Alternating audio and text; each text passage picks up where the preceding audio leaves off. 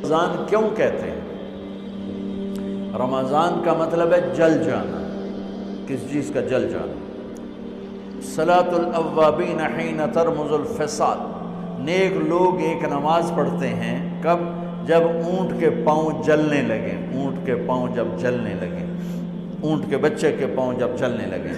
تو رمضان میں جل جانا، اس کا روزے سے کیا تعلق ہے؟ اس کا روزے سے تعلق یہ ہے کہ 360 دن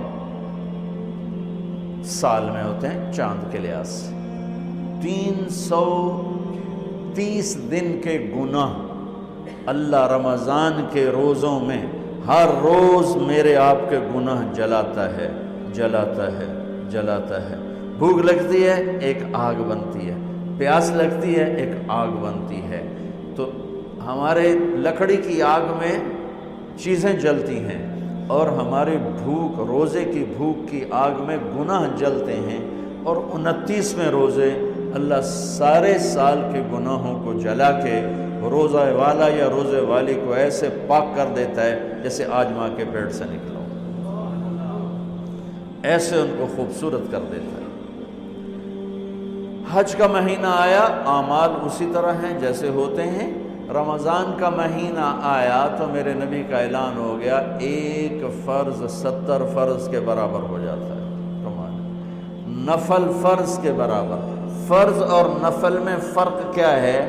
حضرت علی ہی کا فرمان ہے کہ جس شخص نے ایک فرض روزہ چھوڑ دیا پھر قیامت تک اس کی قضا میں نفل روزے رکھتا رہا تو ایک روزے کا یہ سارے روزے بدلہ نہیں ہو سکتے۔ ایک نماز چھوڑ دی اور پھر اس کی قضا میں قیامت تک نفل پڑھتا رہا تو فرض نماز کی ایک رکعت کے ایک سجدے کے برابر بھی نہیں ہے۔ فرض میں اتنی طاقت ہے۔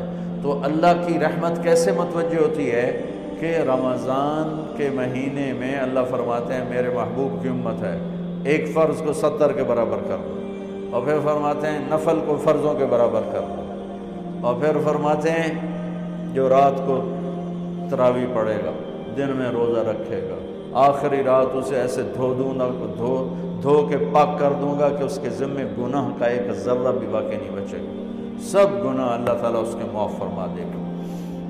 اور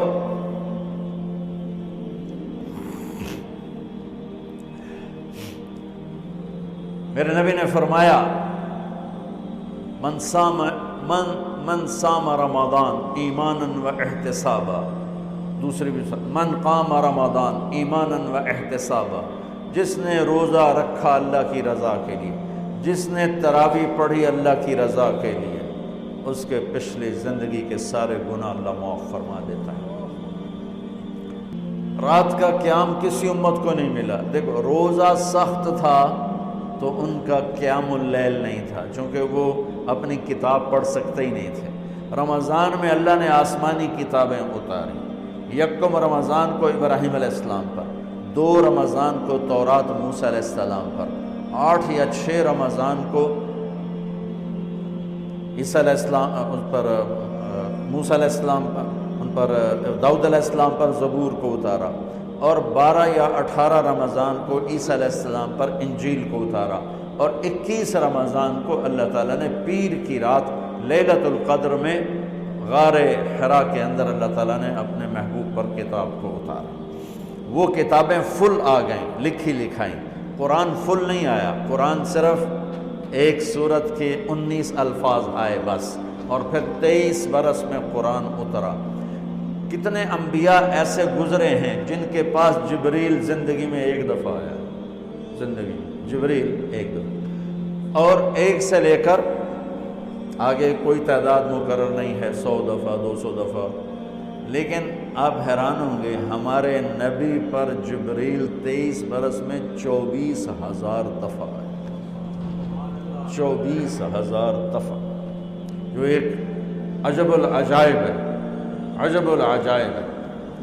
تو میرے بھائیوں، رات کی تراویح، دن کا روزہ، تراویح میں کیا ملنے والا ہے؟ میرے نبی کا فرمان ہے ہر سجدے پہ 1500 نیکی، ہر سجدے پہ 1500 نیکی۔ تھوڑی اپنی کاروباری مصروفیت گھٹاؤ، اپنی کاروباری مشقت گھٹاؤ، اپنے ملازموں کی بھی مشقت گھٹاؤ تاکہ وہ تراویح پڑھ سکیں، روزہ رکھ سکیں، بشاشت سے پڑھ سکیں، اور اللہ کا فضل ہے دھیرے سے ڈھیلا حافظ بھی ہو تو 1.5 گھنٹے میں سارا کچھ نمٹ جاتا ہے۔ اتنی سی ہمت کرو میرے بھائیوں کہ افطاری میں تھوڑا کھاؤ۔ اگر تم پہلوانوں کی طرح شروع ہو گیا نا، پھر تو تم سے عشاء بھی نہیں پڑھی جائے گی، تراویح تم نے کیا پڑھنا۔ روزہ جسم کی فالتو چیزوں کو جلاتا ہے، روزہ ایک قوت پیدا کرتا ہے ایمانی شیطان کے خلاف۔ وہ کیسے پیدا کرتا ہے شیطان کے خلاف؟ اللہ تعالیٰ حلال کو بھی حرام کر دیتا ہے۔ جب بیوی کو بھی شہوت سے دیکھنا حرام ہو گیا اور یہ اس پہ قابو پا گیا تو اوروں کی عزت کو یہ حرام نظر سے کیوں دیکھے گا؟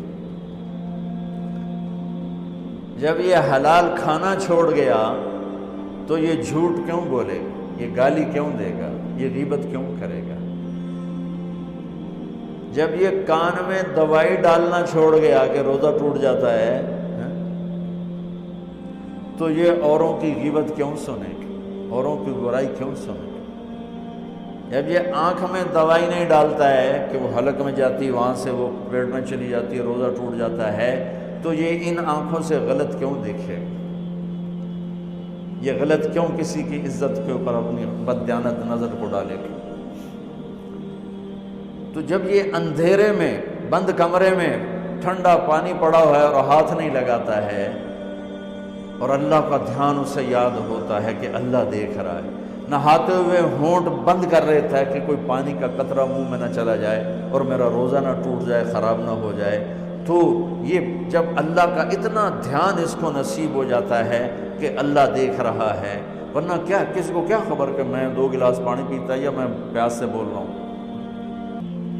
تو جب وہ اللہ کو اتنا اپنے دھیان میں لے آتا ہے کہ اللہ دیکھ رہا ہے، میں پانی نہیں پیوں گا، اللہ دیکھ رہا ہے، میں بیوی کو ہاتھ نہیں لگاؤں گا، اللہ دیکھ رہا ہے، میں کسی کی عزت پر بری نظر نہیں ڈالوں گا، اللہ دیکھ رہا ہے، میں کسی کی برائی نہیں سنوں گا، اللہ دیکھ رہا ہے، میں کسی کی برائی نہیں کروں گا، تو پھر جب یہ بازار میں جائے گا تو جھوٹ تو نہیں بولے گا، جب یہ تولے گا تو غلط تو نہیں تولے گا۔ ہاں یہ الگ بات ہے، بہت سے مجھے ملے کہ جب بس رمضان میں جھوٹ چھوڑ دیتے ہیں، اس کے بعد پھر شروع ہو جائے گا۔ رمضان میں رشوت نہیں لیتا ہوں، اس کے بعد پھر شروع ہو جاتا ہے۔ تو چلو شکر ہے 1 مہینہ تو مسلمان رہتے ہیں۔ اچھا اس کی وجہ کیا ہے کہ رشوت خور کہتا ہے جی رمضان میں نہیں، جی نہیں، رمضان میں جھوٹ نہیں بولنا، رمضان میں صحیح تولنا ہے، رمضان میں غلط نہیں تولنا ہے۔ کیوں؟ شیطان قید ہو جاتا ہے۔ رمضان میں نمازی کیوں بڑھ جاتے ہیں؟ شیطان قید ہو جاتا ہے۔ کسی امت کو یہ نہیں ملا کہ رمضان میں شیطان قید کیے جائیں، اس امت کو ملا رمضان میں شیطان قید ہو جاتے ہیں۔ کسی امت کو یہ نہیں ملا کہ رمضان میں جہنم کے دروازے بند ہو جائیں، اس امت کو ملا ہے رمضان میں جہنم کے دروازے بند ہو جاتے ہیں، جنت کے دروازے کھل جاتے ہیں۔ کسی امت کو یہ نہیں ملا کہ ان کے لیے ہر مخلوق دعا کرے، رمضان کے مہینے میں اس امت کو یہ ملا ہے کہ ان کے روزہ رکھنے والوں کے لیے چونٹیاں بھی دعا کرتی ہیں، پرندے بھی دعا کرتے ہیں، مچھلیاں بھی دعا کرتی ہیں، ہوائیں دعا کرتی ہیں، ہر شے دعا کرتی ہے روزہ رکھنے والے کی۔ اس امت کو ملا۔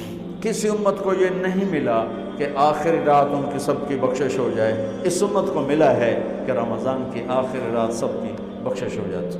کسی امت کو یہ نہیں ملا کہ جنت کی حوریں انہیں روزوں میں یاد کریں، اس امت کو ملا ہے کہ اللہ تعالیٰ جنت کو کہتا ہے کہ تو تیار ہو جا، میک اپ کر لے، میرے بندے آ رہے ہیں، دلہن بن جا، سج دھج کے مجھے دکھا دے تاکہ میں اپنے بندوں کو پیش کروں تحفے کے طور پر۔ یہ ہے تمہاری بھوک کا بدلہ، یہ ہے تمہاری پیاس کا بدلہ۔